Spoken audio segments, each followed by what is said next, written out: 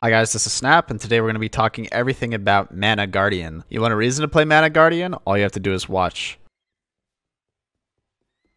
You ever wonder how hardcore pushers do 30-hour sessions without dying? You ever wonder how to survive in a party while having 2 FPS? Well, Mana Guardian's what you're looking for, because oh boy, does this build make Path of Exile really easy. So how does this build actually work? And the answer to that is the Radiant Faith Keystone, giving you an armor buff equal to 160% of your reserved life, and a maximum energy shield buff equal to 15% of your reserved mana. So the main goal of the build is to get as much mana as possible and reserve all of it so you can give the energy shield buff. This includes getting as much mana on your gear, as much mana on the tree, as much mana on your jewels. The only stat you want here is mana on every single piece of gear. As you can see here on the left, our mana is close to 15,000, and 15% of this is 2,150. Now imagine you could equip an energy shield chest that gave you 2,150 energy shield. It would be absolutely bonkers, and that's exactly what Mana Guardian does. How this hasn't been nerfed after all these years is a mystery to us all. Anyways, let's get into the basics of the tree. First of all, over here at the Sovereignty cluster, we're grabbing a very specific amount of mana reservation, so we can reserve exactly 99% of our mana, no more, no less. We are equipping 1,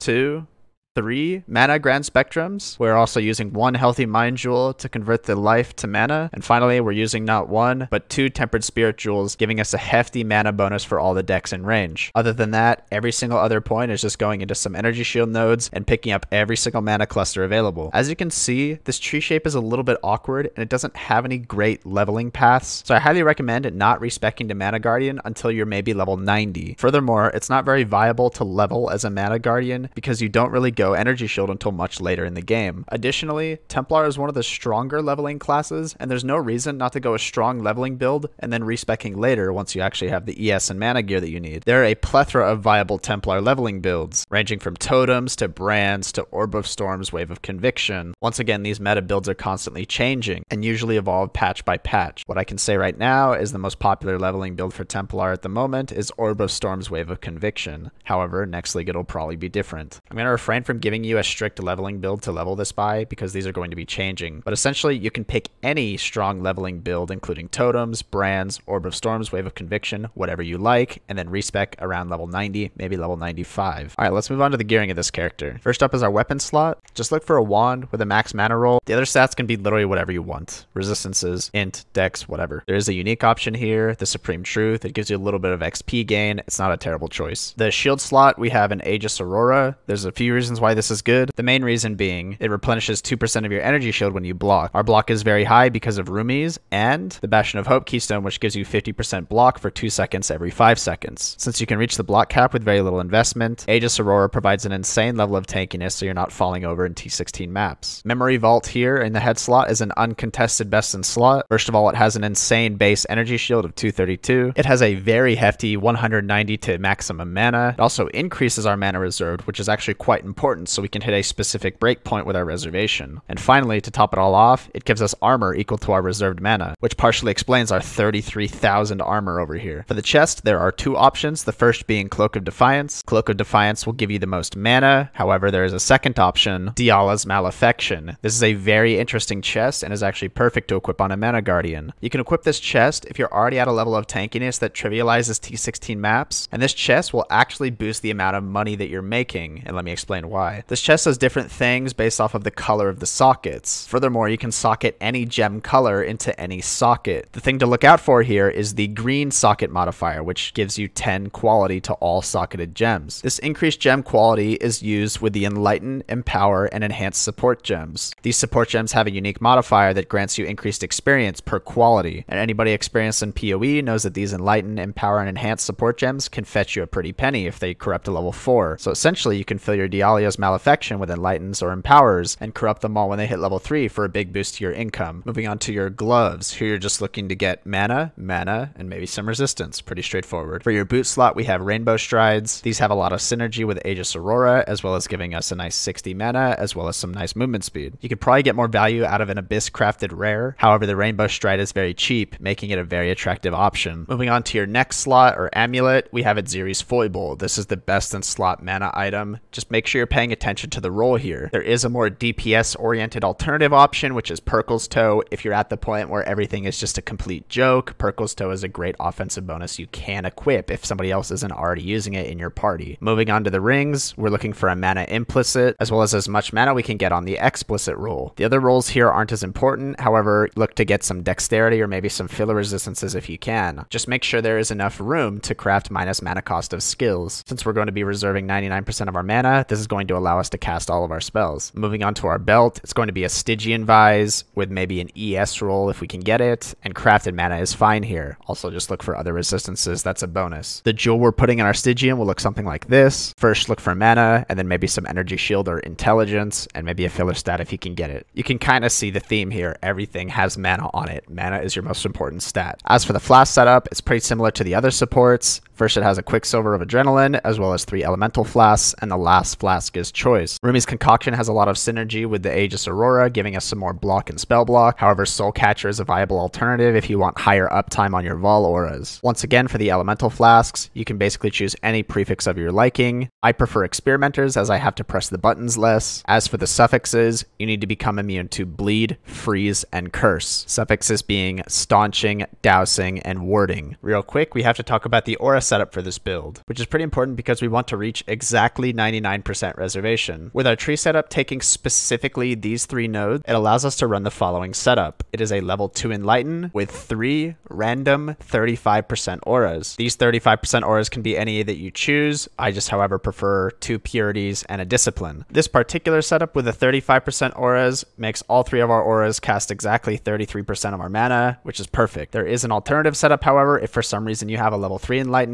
All you have to do is move one of your auras out of the links and then socket a level 3 Enlighten here. And it will be 32, 32, and 35, which also equals 99%. Other than that, we do have a 3-link we can use, which is great for utility, just Phase Run, Steel Skin, increased duration, Phase Run buffing up your movement speed a little bit, and Steel Skin giving us a nice defensive barrier. The last gem link you should consider is a Vol Aura setup, primarily Vol Discipline, and a filler aura, it can be Vol Haste or even Vol Grace. Other than that, I would fill all the rest of your gear with Empowers and Enlightens to maximize the amount of money you're getting out of your maps, because you really don't need any other skill gems. Essentially, you're just running around soaking up XP with your Supreme Truth and minimizing the amount of time it takes for you to actually level your Empowers and Enlightens. But that about wraps it up for Mana Guardian. If you guys do have any questions, feel free to leave them in the comments. I'll try to answer as many as I can. And once again, I'm Snap, and thanks for watching.